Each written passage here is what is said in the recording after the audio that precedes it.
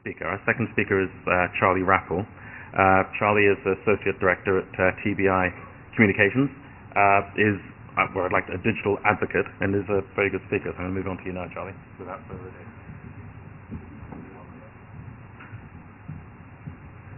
Thanks, Leon, for setting me up there nicely. Got to deliver the goods now, eh? So, I just want to look back for a moment at the beginning. When I started my career, more years ago than I would like to remember now, electronic publishing was what we called it, and it was the new thing. That was the field I was working in at the time.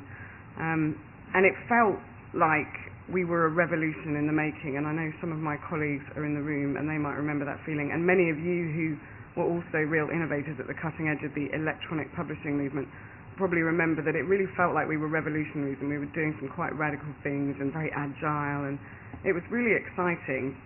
And since then, I think when we look back, we often talk about the online revolution or the digital revolution. And I think we can be really proud of everything that we achieved in those early, heady days. And we certainly made a lot of kind of giant leaps, I guess, for publishing kind. But I've come to see that online and digital weren't actually a revolution. The format of scholarly and professional publications has actually changed very little in 400 years, and I don't know how clearly you can see this slide, but and it's not another history of the written word, don't worry. I'm just suggesting that our content is still pretty long form, pretty dense, pretty text-based. There's a structure to it, but it's not very actionable. And so I've got on the far right of this slide some examples, arbitrarily chosen examples of scholarly content as it appears on the iPhone. And on the left-hand side, that's one of the Royal Society's philosophical transactions from 1660 whatever. And you tell me quite what the difference is between the two ends of my spectrum there. I'm not having a go. I just think actually we've got into this mindset of if it ain't broke, don't fix it. And this sense that, users were happy with that in 1660 something, and they're happy with this today. But I don't think they are, really. I think our users are changing, and what they want from us is changing.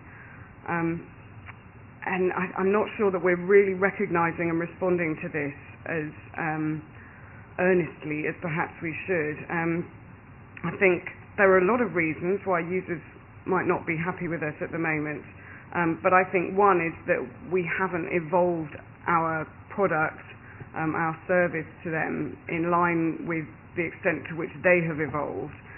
And of course that's a big concern. If they don't value us, we risk losing market share to disruptors who could come from anywhere.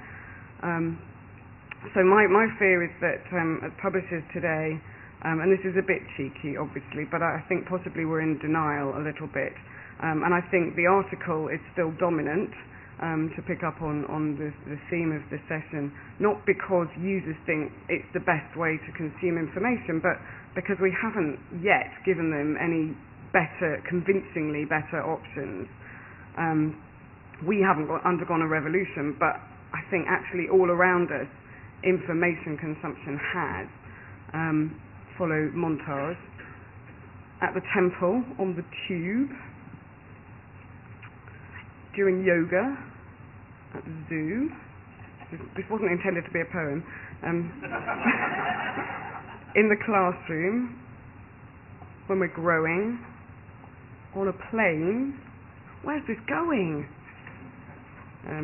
We didn't start the fire, but we're losing ground to it.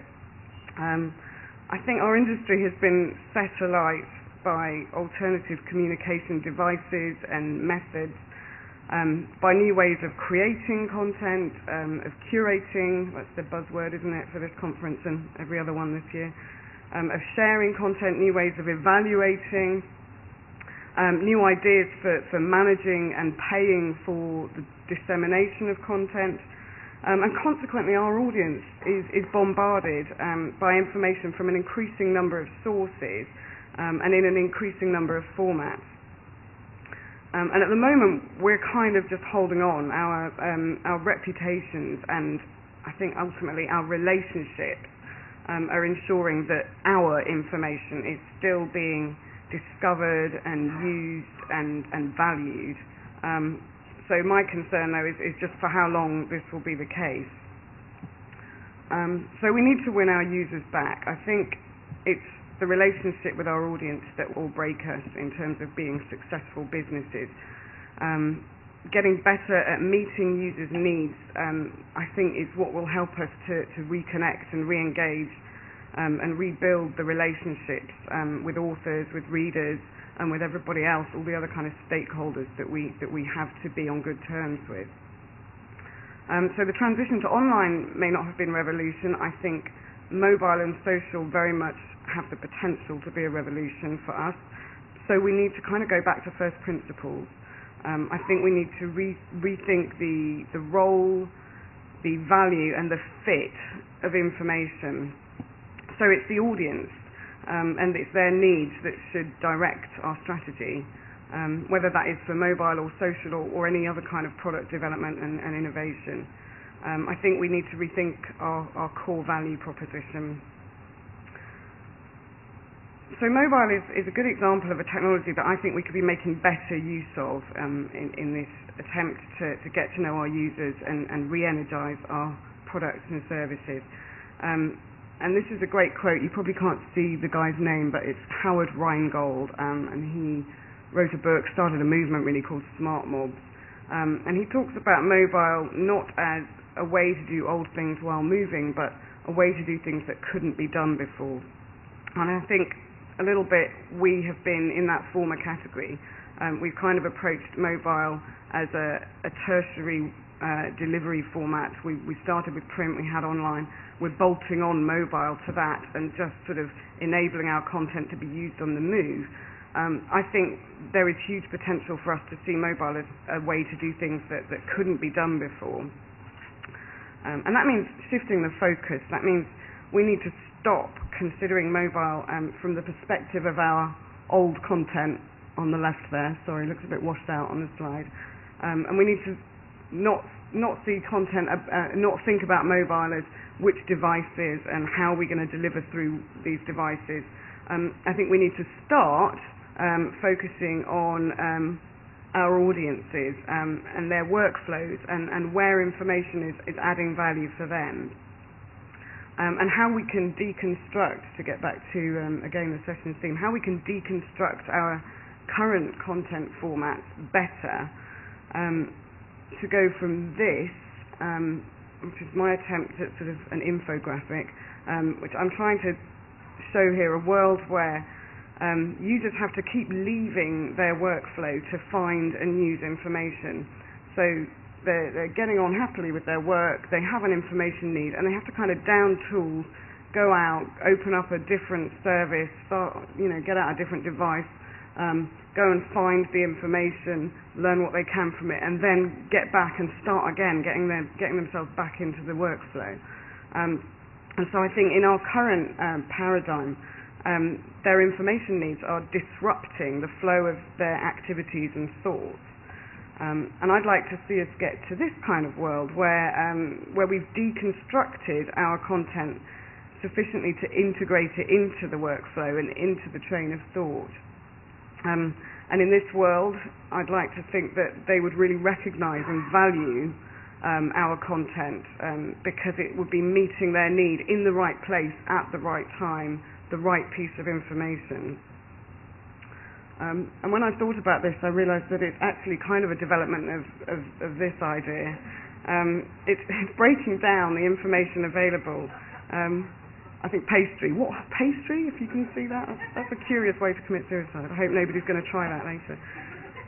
But yeah, so it's basically breaking down the information available and making it interactive, inserting it at relevant points in the workflow, ideally in a less annoying way than the sanctimonious paperclip, but making it easy and friction-free, which is another buzzword of the year, to discover and use information.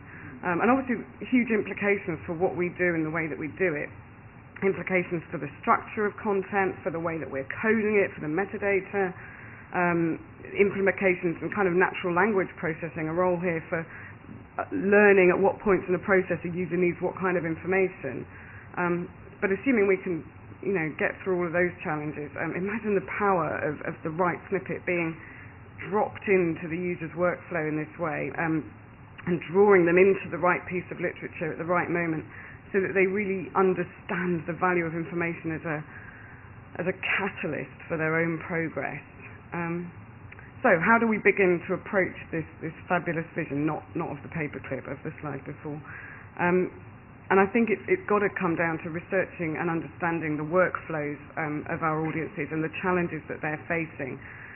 We need to understand at what point what kind of information can be better integrated for them, and then from there work out how we can add real value, and not just the sort of tech-driven bells and whistles that have, for me anyway, have kind of characterised the online era a little bit. So I've put together this example. It's part real, it's part imagined. It's starting with something that does exist, and then I've started building crazy visions into that. But it's based on some software from a startup that's called LabMinds. And on the left you can see a LabMinds machine. It's a machine that prepares solutions for chemical experiments. And it's controlled, you can probably just slightly make out, it's controlled by an iPad and an app that they've developed. And what they've essentially done is taken sort of standard lab workflows that would have been offline and built an app that manages those workflows. And it's in like so many things that we say about building a digital way of doing it, it makes it more efficient, it makes it safer, it makes it more accurate.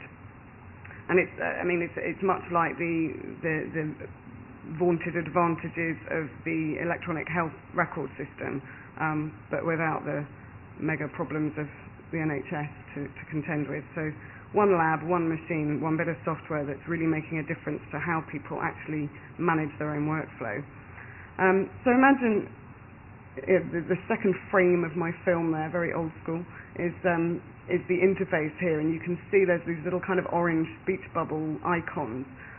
Each of those has got metadata from some relevant research that fits at that point in the scientist's process, and the user's getting their snippet there, which is what I would suggest is the closest we're going to come today to an article in 140 characters.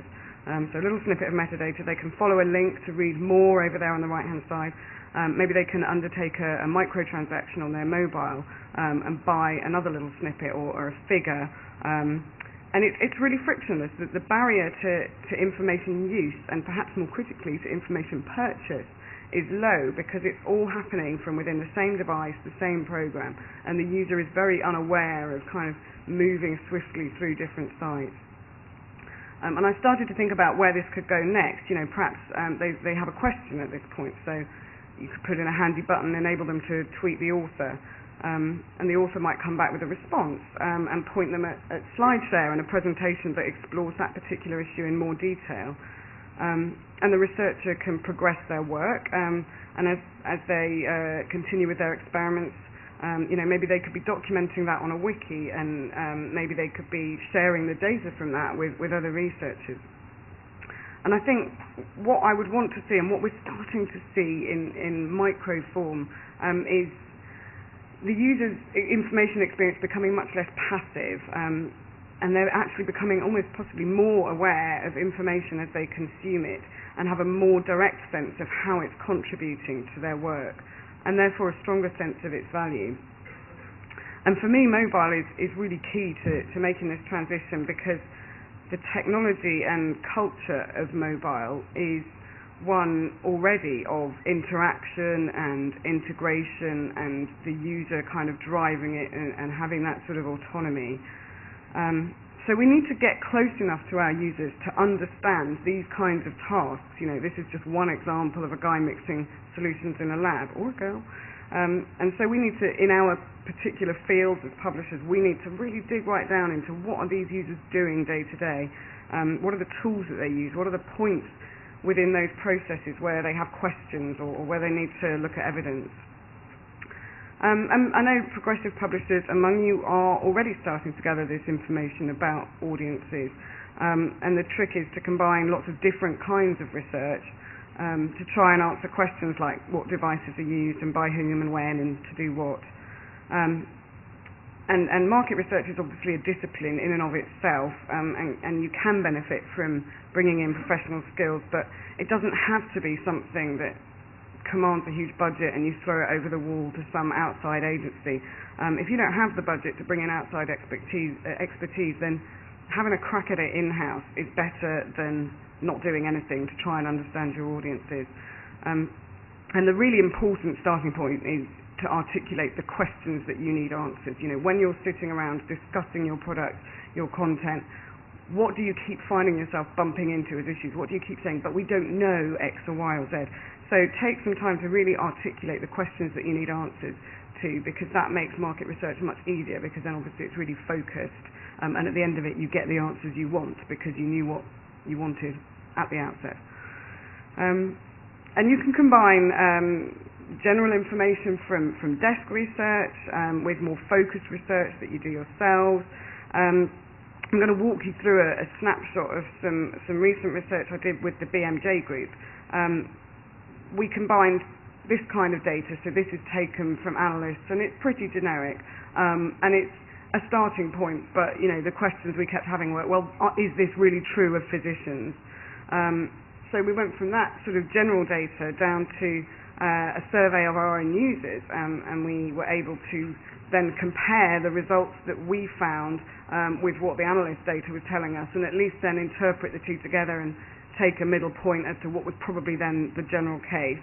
And I'm not suggesting you try and actually see the content of these slides. I'm more explaining the process than presenting the results. The survey that we did was also really great for answering really specific questions that we had. We wanted to know, were there definitive reasons why healthcare practitioners can't use mobile devices at work, and what's the kind of current state of play with regards to things like connectivity and hygiene and patient confidentiality and things like that. So we were able to dig into some of those questions. And we looked at all the usage data and analytics, and Matt's obviously talked about that in some detail. But again, it was just really useful to be able to compare some reality of what was happening with their sites and their users with some of that more generic information that you can get hold of. And again, also with the survey results, and see what the difference was between what people were actually doing right now and what their perception of what they were doing and what they might think they'd be doing in the future. You can do user observation, and we observed target audience members using one of BMJ Group's existing apps. And again, that was really useful to be able to probe and explore in more detail the initial findings that we had from, say, the survey. And overall, as a process, we got it done within 6 weeks, the whole thing start to finish. It wasn't prohibitively expensive. We had a less than 4-figure budget for direct costs. But it gave us so many fascinating insights into the audience and really answered some of those critical questions that we've been batting back and forth during kind of product development meetings up to that point. And it enabled some really difficult decisions to be made. And ultimately, for the BMJ, that's meant that their mobile strategy is now shaped by the real experiences and expectations and preferences of their end users, and not just kind of internal hunches and knowledge and kind of technical capabilities. And obviously that has implications for all sorts of aspects of what they're doing, but I thought one really interesting point to raise was that we found that as much use of professional information is happening outside the workplace as in. So if you added up the use of information that was happening at home and while commuting, it was pretty much equal in most cases, or indeed more, than what was happening at work. And that ties into Leon's earlier point about interstitial reading, and the need for us to really understand the foreground tasks to which information consumption might be a background, or at best is just kind of coinciding. And that has implications for, you know, the nature of what you're trying to develop, whether it's for content consumption, content creation, content sharing, content discovery. You know, there's different ways of developing, and we've heard earlier today about the fact that different devices can be used for different things as well, so it's not just one size fits all. And we had some fab insights. I showed that picture of the guy on the plane, and my first reaction when I saw that was, well, that's unrealistic. You can't use devices on a plane. Actually, US Federal Aviation Authority has now okayed the iPad for use during flights. And we had this fantastic insight to the BMJ survey where somebody was basically saying, I'm using your app to solve medical emergencies in the air. And we all kind of went, blimey, that's a responsibility we hadn't realised we had. You know, we kind of thought at best it was backup in hospitals when there was always a consultant to check, but no, sometimes it's flying alone, literally. And this is really why, at the heart of why it's important to understand our users, is because ultimately we're not in the content business anymore, we're in the services business, and understanding what people do with our content in order to help them use it more effectively, in order to help them understand what they want out of it, that's probably a more viable commercial or indeed profitable surplus, whatever you want to call it, future, than the actual content itself. And I think this is a quote from a guy who writes for the New York Times with this brilliant book, I Live in the Future and Here's How It Works. And that's his point, is that's what people will pay for, not the content, but the service that we wrap around it. So with my remaining minutes, I just want to move on from the research aspect and talk a little bit about innovation and the need to really get ourselves out of the kind of print and online paradigm and focus on this vision of information set free to integrate with other things. And this is a sort of quote almost from Ruth Wells, who I think is here somewhere, who led a session on innovation at UKSG this year. And she talked about innovation as the meeting point of insight and invention, which I think fits with what I'm saying about the sort of the research and the technological capabilities and the need to bring those together. And Ruth made this really important point that you need to make time and space for innovation to happen. You can't just hope that with the right mix of people, ideas are going to just bubble up through your business, come to the surface, and wow, that's you with a great new project. Ideas take time to come. There's another writer, Stephen Johnson, who talks about innovation as the collision of slow hunches, which I think is a really nice way of visualising it. And we need to get people together for those hunches to collide. We need to make time and space, get people away from their day jobs, and get the right people to bring knowledge and expertise from all around the organisation, and use all kinds of fun techniques or different kinds of sort of game storming to bring out these ideas, and not start with solutions to problems that we already know, but take a step back and really think about problems that we haven't even identified yet, and not start with where does mobile fit into our current picture, but think about rethinking that picture altogether, and in our wildest imagination, taking everything that we know kind of off the table, what could information be? What role could it play?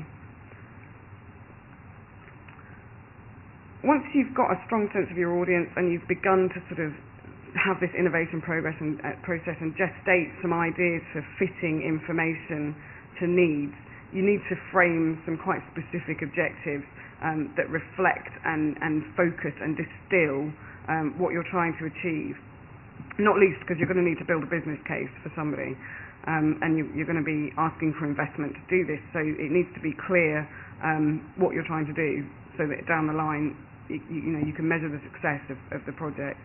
I think there are lots of different things that publishers are trying to do with mobile, and it might be about, or indeed with product development generally, it might be about retaining current business, it might be about setting up new revenue streams, it might be about greater penetration of current markets, it might be about entering new markets, it might be about awareness, it might be about revenues. There's so many different things, and actually I think the biggest problem that I've seen in publishers that I've worked with in the mobile space is that they're trying to do all of those things at once with one app, and that's not realistic.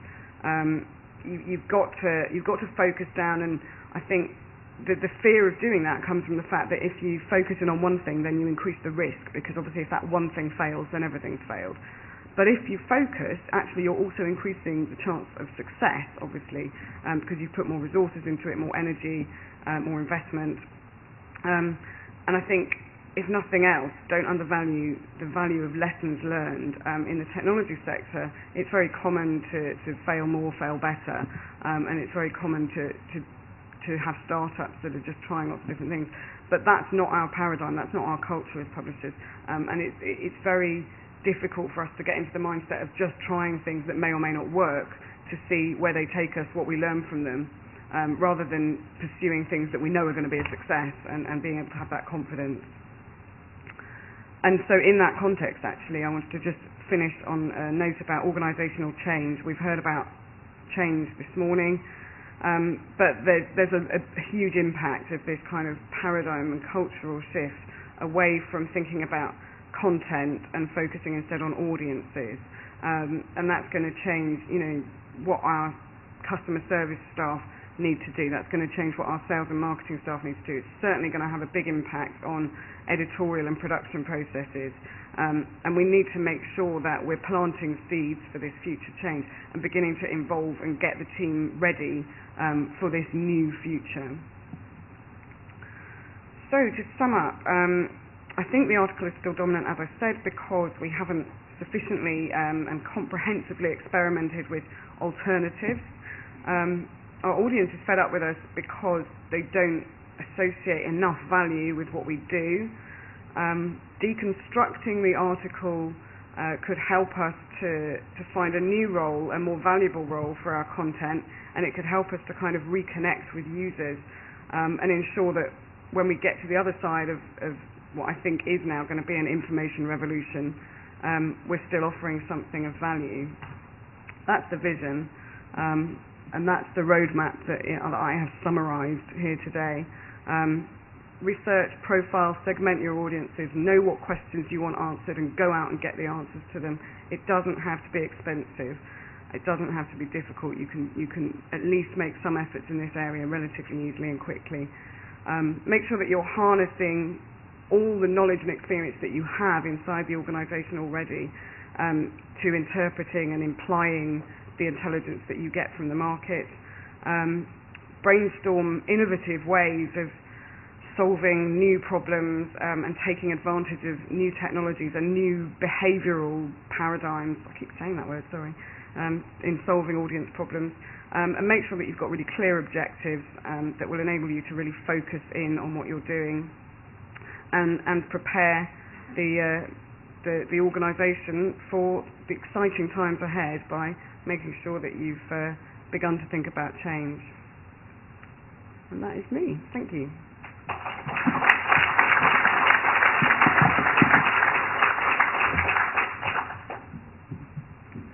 Charlie, thank you very much.